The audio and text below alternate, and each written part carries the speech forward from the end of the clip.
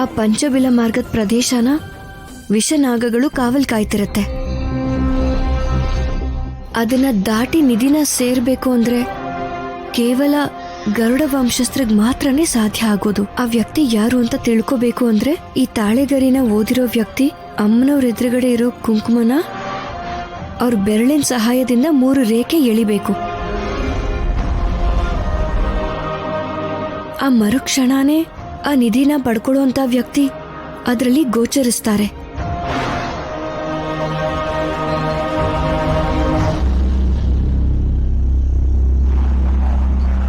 ಆ ವ್ಯಕ್ತಿ ಯಾರು ಅಂತ ತಿಳ್ಕೋಬೇಕು.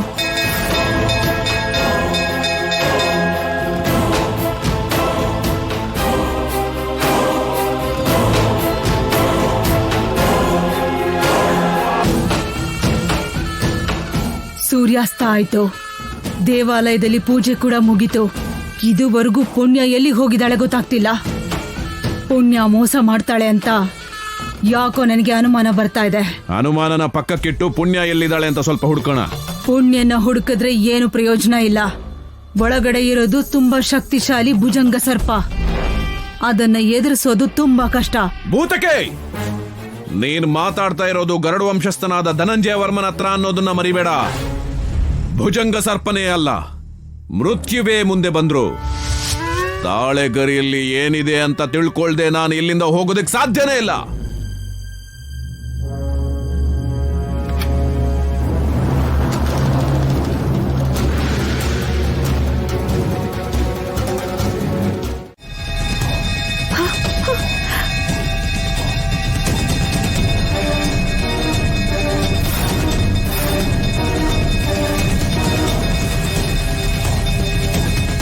ಗರ್ಭಗುಡಿಯಲ್ಲಿರೋ ಗಂಟೆಗಳು ಶಬ್ದ ಮಾಡ್ತಿವೆ ಅಂದ್ರೆ ಗರ್ಭಗುಡಿಯಲ್ಲಿ ಏನೋ ತಪ್ಪುಗಳು ನಡೆದಿದೆ. ಬೇಗ ನೋಡೋಣ ಬನ್ನಿ. ಹಾ, ಬನ್ನಿ ಬನ್ನಿ.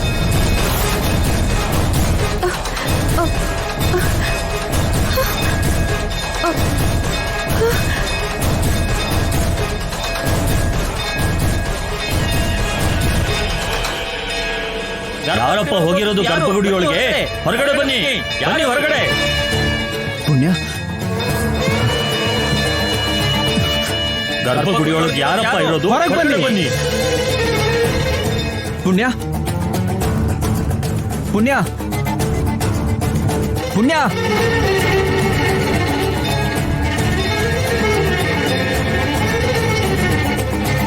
ಪುಣ್ಯ, ಪುಣ್ಯ,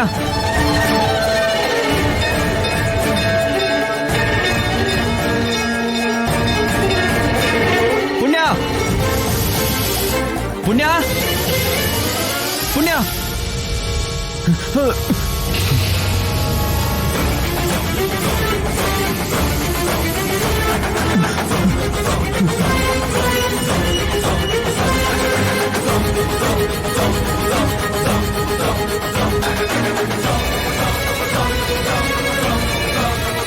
ಪುಣ್ಯ, ಪುಣ್ಯ,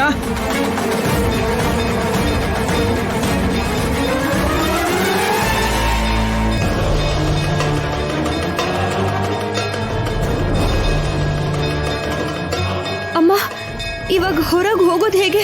ಪುಣ್ಯ, ಏ, ನೀನ್ ಇಲ್ಲಿಗೆ ಯಾಕೆ ಬಂದೆ? ಹೋಗು ಆಚೆ. ನಾನ್ ಬಂದಿರೋದು ನಿನ್ನ ಕರ್ಕೊಂಡೋಗಕ್ಕೆ. ಬಾ. ಕೈ ಬಿಡು. ಪುರೋಹಿತರು ಬರ್ತಾ ಇದ್ದಾರೆ. ಅವ್ರು ಏನಾದ್ರೂ ನೋಡಿದ್ರೆ ನಮ್ಮಿಬ್ರಿಗೂ ತೊಂದ್ರೆ. ಬಾ, ಇಲ್ಲಿಂದ ಹೋಗೋಣ. ಬಾ. ಏ, ಏ, ಸುಮ್ನೆ ಬಾ ಪುಣ್ಯ. ಬಿಡು. ಬಿಡು ಅಂತಿದ್ದೀನಲ್ಲ, ನಿನಗೆ ಅರ್ಥ ಆಗ್ತಿಲ್ವಾ? ಕಿರ್ಚ್ಬೇಡ. ಬಿಡು. ಕಿರ್ಚ್ಬೇಡ. ಅಯ್ಯೋ, ಸ್ವಲ್ಪ ಸುಮ್ನೆ ಬಾ ಪುಣ್ಯ.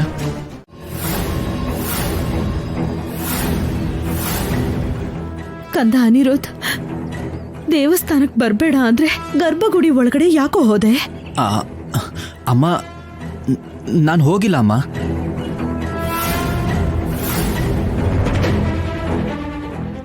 ನಿಂಗೋಸ್ಕರ ನಾನು ಹುಡ್ಕೊಂಡು ಈ ಕಡೆ ಬರ್ತಿರುವಾಗ ನನಗೆ ಹಾವು ಕಾಣಿಸ್ತಮ್ಮ.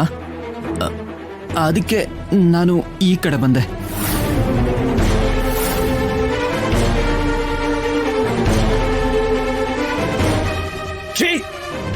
ಕಾಳ ಸರ್ಪ ಸಿಕ್ಕಿದ್ರೆ ಅದನ್ನ ಅಲ್ಲೇ ಸಾಯಿಸೋದ್ ಬಿಟ್ಟು ಅದನ್ನ ನೋಡ್ಕೊಂಡು ಓಡ್ ಬರ್ತೀಯಾ? ನೀವು ಸುಮ್ನಿರ್ರಿ. ಅವನಿಗೆ ಗಂಡಾಂತರ ಇದೆ ಅಂತ ಗೊತ್ತಿದ್ರು ಯಾಕೆ ಹೀಗೆ ಮಾತಾಡ್ತೀವಿ? ಮುಚ್ಚು ಬಾಯ್! ಹಾವು ಕಾಣಿಸಿದ್ರೆ ಗಂಡಾಂತರ ಅವನ್ಗಲ್ಲ, ಹಾವುಗೆ. ಸರ್ಪದೋಷ ಅಂತೆ, ಸರ್ಪದೋಷ. ಏನೇ ಇದ್ರು ದೇವಸ್ಥಾನದ ಆಚೆ ನೋಡ್ಕೊಳ್ಳಿ. ಅಷ್ಟಕ್ಕೂ ಗರ್ಭಗುಡಿಯೊಳಗೆ ಯಾಕೆ ಹೋದ್ರು, ತಾಳೆಗರಿಗಳನ್ನ ಯಾಕೆ ನೋಡಿದ್ರು ಕೇಳಿ. ನೀವು ಆ ವಿಷಯವನ್ನ ಮೊದಲು ಮಾತಾಡಿ. ತಾಳೆಗರಿ ತೆಗೆದ್ರ ಹಾಗಾದ್ರೆ ತಾಳೆಗರಿನ ಪುಣ್ಯ ಓದಿರ್ತಾಳ. ಮೊದಲು ಪುಣ್ಯನ ಭೇಟಿ ಮಾಡಿ ತಾಳೆಗರಿಗಳಲ್ಲಿ ಏನ್ ಬರ್ದಿದೆ ಅಂತ ತಿಳ್ಕೋಬೇಕು. ಪುಣ್ಯ ಓದಿರೋ ರಹಸ್ಯ ನನಗ್ ಮಾತ್ರ ತಿಳಿಬೇಕು. ಹೇಳು ಕಂದ, ಆ ತಾಳೆಗರಿನ ಓದ್ಯಾ? ಇಲ್ಲ ಅಮ್ಮ, ನಾನು ಯಾವ ತಾಳೆಗರಿನೂ ನೋಡ್ಲಿಲ್ಲ. ಸುಳ್ಳು ಹೇಳ್ಬೇಡ. ತಾಳೆಗರಿಗಳನ್ನ ನೀನು ಓದಿರೋ ಅನುಮಾನ ಇದೆ. ಪುರೋಹಿತ್ರೆ, ಅವನು ನನ್ ಮಗ. ಇಷ್ಟಕ್ಕೂ ನೀವ್ಯಾರು? ಹರಿನಗರದ ಜಮೀನ್ದಾರರು ಶ್ರೀ ಶ್ರೀ ಶ್ರೀ ಧನಂಜಯ ವರ್ಮ. ಹೌದಾ? ತಪ್ಪು ತಿಳ್ಕೋಬೇಡಿ ವರ್ಮಾ ಅವರೇ. ತಪ್ಪು ಮಾಡಿದವರು ಯಾರಾದ್ರೂ ಸರಿ, ಅವರಿಗೆ ಶಿಕ್ಷೆ ಆಗ್ಲೇಬೇಕು. ತಪ್ಪು ಮಾಡಿದಾನೆ ಅನ್ನೋದಕ್ಕೆ ನಿಮ್ಮ ಹತ್ರ ಸಾಕ್ಷಿ ಇದ್ರೆ ತೋರಿಸಿ. ನಿಮ್ಮವರೆಗೂ ಯಾಕೆ? ಯಾವುದೇ ಭೇದ ಇಲ್ಲದೆ ನಾನೇ ಶಿಕ್ಷೆ ಕೊಡ್ತೀನಿ ಅವನಿಗೆ. ಕೇಳಿಸ್ಕೊಂಡ್ರಲ್ಲ, ಇವನು ಅವರ ಮಗ ಆದ್ರೂ ಧರ್ಮ ತಪ್ಪದಿರೋ ಧರ್ಮರಾಜ ಧನಂಜಯ ವರ್ಮ ಅವರು. ಅನಿರುದ್ಧ ತಪ್ಪು ಮಾಡಿದಾನೆ ಅಂತ ಸಾಕ್ಷಿ ಇದ್ರೆ ತೋರಿಸಿ, ಉಳಿದಿದ್ದನ್ನ ಇವರೇ ನೋಡ್ಕೋತಾರೆ.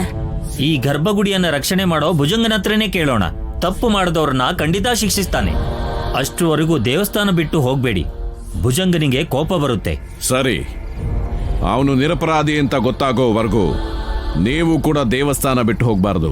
ಭುಜಂಗನಿಗೆ ಪೂಜೆ ಮಾಡಿ ಬರ್ತೀನಿ, ಬನ್ನಿ.